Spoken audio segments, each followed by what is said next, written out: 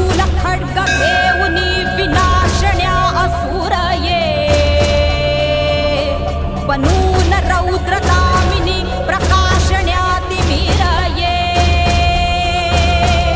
प्रतीक नारी शक्तीचे वैष्णवी महेश्वरी तुझाच अंश राहू दे सदैव माझ्या अंतरी